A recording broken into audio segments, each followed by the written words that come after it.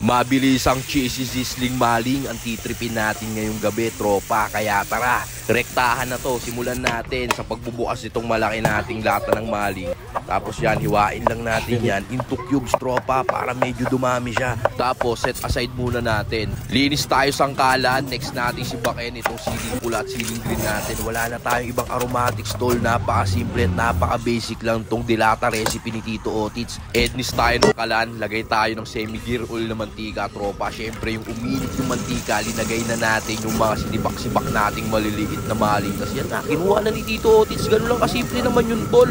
Dito naman, gagawa na tayo ng cheese sauce. Unahin muna natin yung butter, yung nag-melt. Lagay natin yung mixed veggies natin. Tapos halo-halo muna natin hanggang sa medyo maluto siya ng konti. Tapos tsaka natin ilagay yung melted cheese na hindi ko na rinoxy sa tropa kong Obits, tol. Tapos naglagay na tayo dyan ng all-purpose cream. Halo-halo lang hanggang sa tuluyan siyang matunaw. Tapos yung ganyan na yung consistency, tol. Safe na yan. Tapos dito naman, painitin na natin tong cast iron pan natin galing sa wokbak. Check nyo, nasa yellow basket ko yan. Siyempre yung sobrang init na niya, lagay na natin dyan. Lagyan natin ng butter. Tapos saan natin ilagay itong ating mga cubes na maling. Tapos saan natin ibuhos itong cheesy gravy natin, mga ropa. Mabilis ang dilata recipe to para sa iyo, tol. Tapos tsaka tayo maglagay ng siling pula at siling green na yan, toppings natin sa ibabaw. Tapos syempre kuha na tayo ng pilsen, tol, at magiinom na si Tito Otits. Yon mga tol, ngayong gabi ito yung mabilisan nating midnight tagay.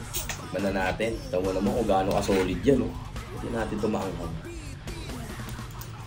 Balance, tropa. Sabayan natin ito, pampa-cute.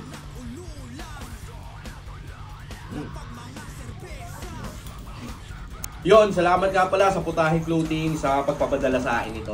Last tagay, boss. Paano? Hanggang dito na lang. Peace.